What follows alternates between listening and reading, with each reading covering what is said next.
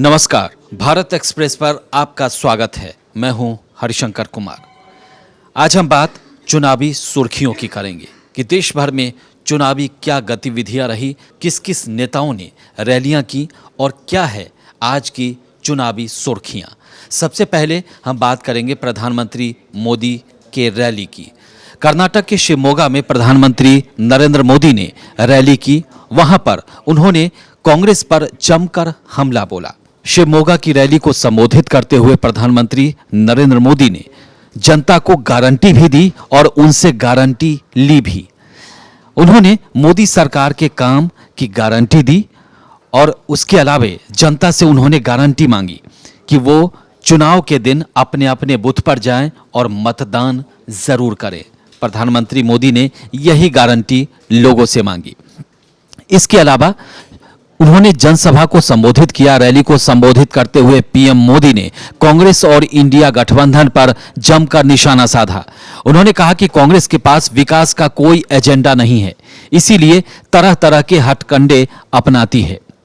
उसका पहला हथकंडा सुबह शाम झूठ बोलने का है। इसके अलावा पीएम ने इंडिया गठबंधन की मुंबई में हुई महारैली पर निशाना साधते हुए कहा कि कल शिवाजी पार्क में शक्ति को नष्ट करने की घोषणा की गई। इससे बाला साहब ठाकरे की आत्मा को कितनी ठेस पहुंची होगी। नारी शक्ति का यही आशीर्वाद मेरा सबसे बड़ा कवच है।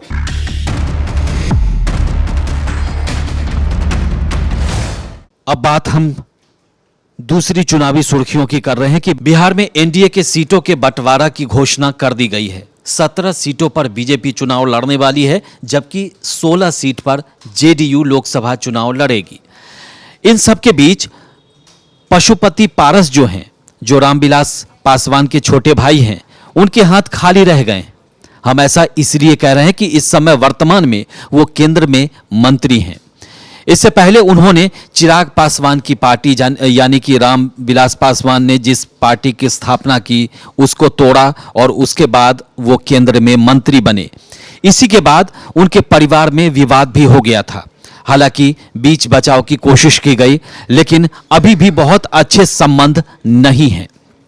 इन सब के बीच खबर यह भी आ रही है कि पशुपति पारस दूसरी पार्टी यानी आरजेडी गठबंधन का रुख भी कर सकते हैं, क्योंकि अब उनके पास कोई विकल्प बचा नहीं है। 5 सीट बीजेपी ने चिराग पासवान को दे दिया है।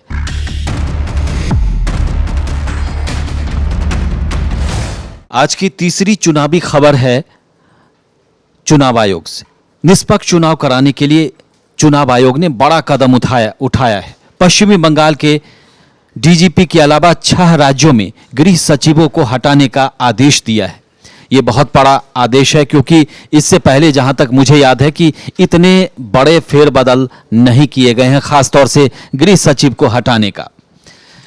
आयोग ने जो आदेश दिया है उसका सीधा सीधा असर ये रहेगा कि आज के बाद वो काम नहीं कर पाएंगे और उनकी जगह प्रभारी जिनको कुछ दिनों के लिए नियुक्त किया गया है वो काम करेंगे। ऐसा स्वतंत्र, निष्पक्ष और पारदर्शी चुनाव के सिद्धांतों को बनाए रखने की दिशा में कदम उठाया गया है। इन अधिकारियों का तबादला हुआ है। उनमें ज्यादातर अधिकारी जो हैं मतलब कहीं ना कहीं उन पर शिकायत रही होगी, जिसके बाद मुख्य चुनाव आयुक्त राजीव कुमार की अध्यक्षता में चुनाव आयुक्तों ज्ञानेश कुमार और सुखवीर सिंह संधू की सदस्यता वाली आयोग की बैठक में आज ये फैसला लिया गया।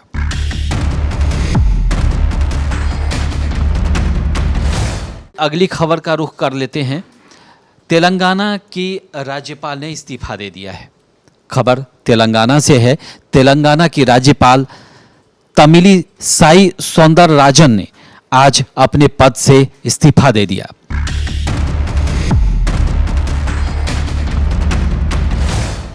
इसके अलावा रुख हम अगली खबर की ओर कर लेते हैं। हिमाचल प्रदेश के 6 विधायकों जो बागी हैं उनको सुप्रीम कोर्ट से झटका लग गया है।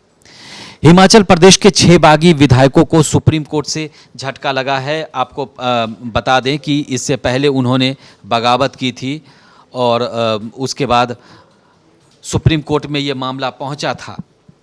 सुप्रीम कोर्ट ने विधायकों की अयोग्यता पर रोक लगाने से साफ साफ इनकार कर दिया है। इसके अलावा सुप्रीम कोर्ट ने विधानसभा अध्यक्ष से विधायकों पर की गई कार्रवाई का भी जवाब मांगा है। याचिका पर नोटिस जारी करते हुए कोर्ट ने चुनाव की तारीख में बदलाव का संकेत भी दिया है। इस मामले में सुप्रीम कोर्ट मई के दूसरे हफ्ते में फिर से सुनवाई करने वाला है। हिमाचल प्रदेश राजनीतिक अस्थिरता के बीच सुप्रीम कोर्ट ने आगामी 6 मई को विधानसभा उपचुनाव पर भी रोक लगा दिया है। सुप्रीम कोर्ट ने विधानसभा अध्यक्ष और सचिव को इसके लिए नोटिस भेजा है और 2 हफ्ते में यानी 14 दिन के भीतर जवाब मांगा है।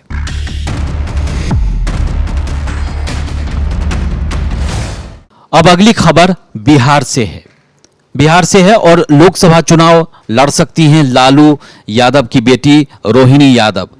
रोहिणी वही हैं जो अपना किडनी उन्होंने अपने पिता लालू यादव को दान दिया था। उसके बाद वो काफ़ी सुर्खियों में आई थी और बिहार में चर्चा का विषय था उस समय। आरजेडी सुप्रीमो लालू यादव की बेटी रोहिणी आचार्य सारण सीट से लोकसभा चुनाव लड़ सकती हैं। इस सीट से लालू यादव 3 बार सांसद रह चुके हैं, जबकि एक बार राबड़ी देवी ने यहां भी किस्मत आजमाई थी, लेकिन उन्हें यहां सफलता नहीं मिली थी।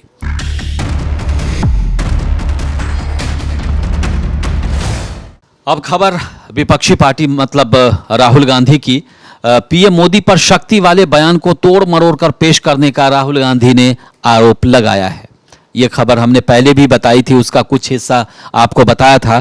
कांग्रेस सांसद राहुल गांधी ने आरोप लगाया कि प्रधानमंत्री नरेंद्र मोदी ने उनके शक्ति वाले बयान को तोड़ मरोड़ कर पेश किया।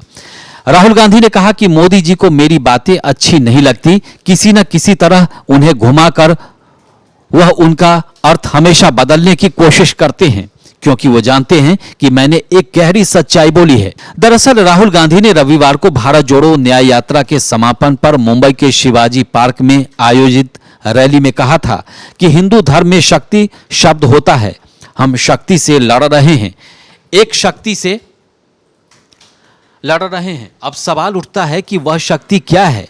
जैसे किसी ने यहां कहा कि राजा की आत्मा ईवीएम में है। सही है कि राजा की आत्मा ईवीएम में है, हिंदुस्तान की हर संस्था में है। हालांकि ये राहुल गांधी का कटाक्ष था, लेकिन इस पर और भी कई सारे लोगों ने सवाल उठाया है कि शक्ति से लड़ने का मतलब आखिर राहुल गांधी का कहने का मतलब क्या था, क्योंकि शक्ति से लड़ने का मतलब तो सीधा सीधा होता है। यही सवाल प्रधानमंत्री मोदी ने भी उठाया है।